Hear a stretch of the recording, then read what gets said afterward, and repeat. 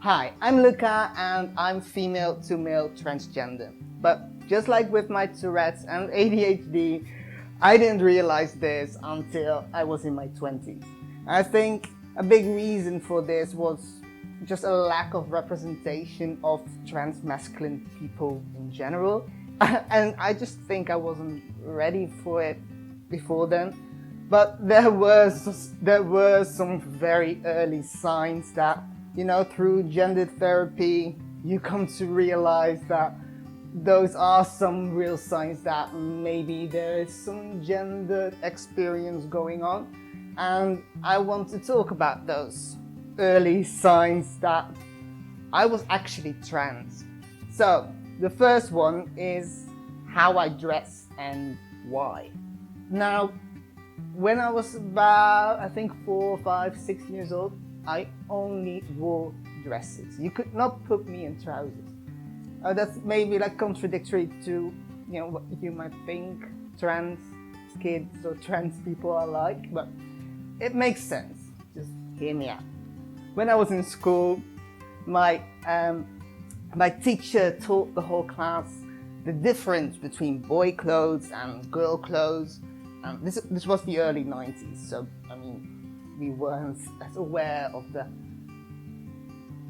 nonsense of that back then. But yeah, so she would talk about how girls wore dresses and boys don't. And I was already as a kid very scared of doing something wrong, and subconsciously I felt that I had to prove that I was a girl. So I only wore dresses because only girls wear dresses, and I had to be a girl, right? Number 2, even as a kid, I was obsessed with trans stories. Now, especially in the early 90s and children's TV, these were usually trans girls. So it didn't click with me like literally, but I was obsessed with those documentaries and stuff that was just on TV. I still remember them. I don't remember a lot of childhood TV that I saw. It's a long time ago. I'm very old, but I still remember those documentaries. Just everything that they said, and I love those things. But it always felt a bit like a secret. But I just really liked them. I just thought that they were neat. Okay, so number 3, and this one is really embarrassing to me. So, as a child, and I think until my early teens, for a very long time, I thought that I would still grow like male bits, those. And I thought that I would get into trouble for it when it would happen. And even though rationally I understood that that's not how it works, I still had this weird fear in the back of my head. It sounds so illogical now, and I haven't thought about that for years. I think I mentioned it in gender therapy once, but I don't think I've ever told anyone that that's what I was thinking. But yeah, I actually thought that I would still grow male bits, and that was just what was going to happen, and everyone was going to get angry at me for it. So it's a weird one, but yeah, who does that? Another one. So that's 4. Where am I at? I don't know. I think early teenage years, I used to tell people that I was intersex, or that I would have very high testosterone levels for a woman. It's a very strange thing to lie about when you're 12. It doesn't, get you more friends or anything. But yeah, that's what I used to lie about. I didn't know why I was doing it. I just thought that there was something very wrong with me, that I was lying about stuff like that. In the heat of the moment of teenage years, I would just blurt that out. And in retrospect, obviously, but I didn't know. So yeah, I used to say that. And also the way I dressed, so I think that's 5. I'm not sure. And like during like early teenage years, when you become a bit more socially aware, I really noticed that I could not be like the other girls in my class. So I couldn't be a normal girl. And I was also very interested in goth and metal subculture. So I used to dress over the top feminine goth. I mean, when I look back at it now, it's like I was in drag the whole time, which is kind of what it was. And of course, I'm not saying that goth subculture is not a legitimate clothing style, or that's just a costume or a mask for people. I mean, I was and still am genuinely interested, and I love the goth subculture and everything about it. But for me, it also had this added bonus of being able to not have to be like other girls, but still be this almost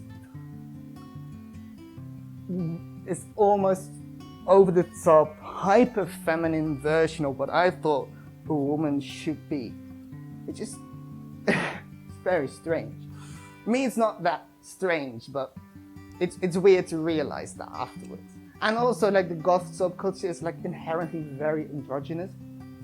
Gender roles in goth subcultures are a lot more fluid, and I really like that. And I would look at, I don't know, Brian Molko or Marilyn Manson, just guys that I'm thinking of right now, and I'd look at them and be like, oh, if only I were a guy, then I could dress more androgynously and be an androgynous guy.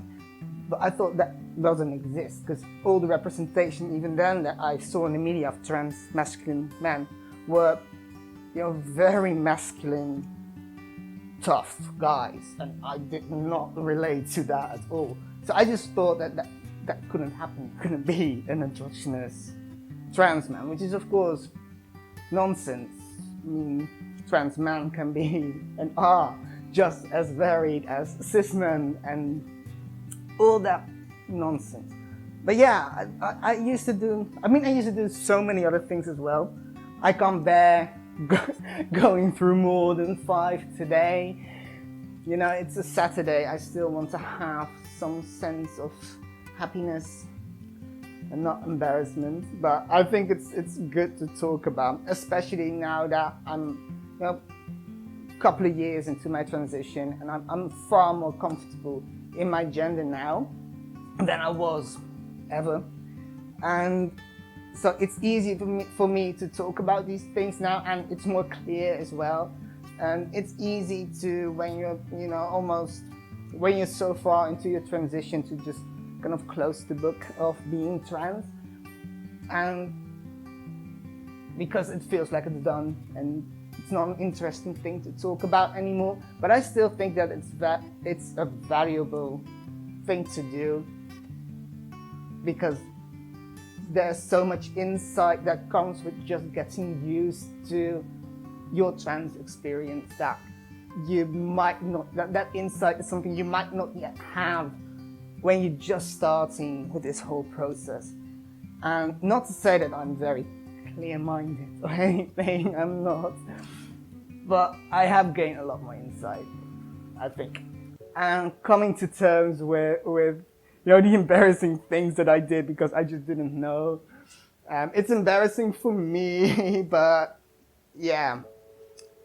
So if you're trans, and if you in retrospect had so many signs as well, do you recognize any of them, or did you have any others? I'm really interested in hearing them. If you feel like it, please comment below. I'd love to hear it, you know. Shared experience is always a good thing. So okay, so I'm Luca, and I make videos, I mean, usually about Tourettes and ADHD, but I also want to do more trans content. There's a lot to talk about. So if you thought that this was interesting, and if you think that this is something I should talk about more, then please leave a like, leave a comment, maybe consider subscribing. It would really help me out. And yeah, thank you, and I'll see you next week. Okay, bye.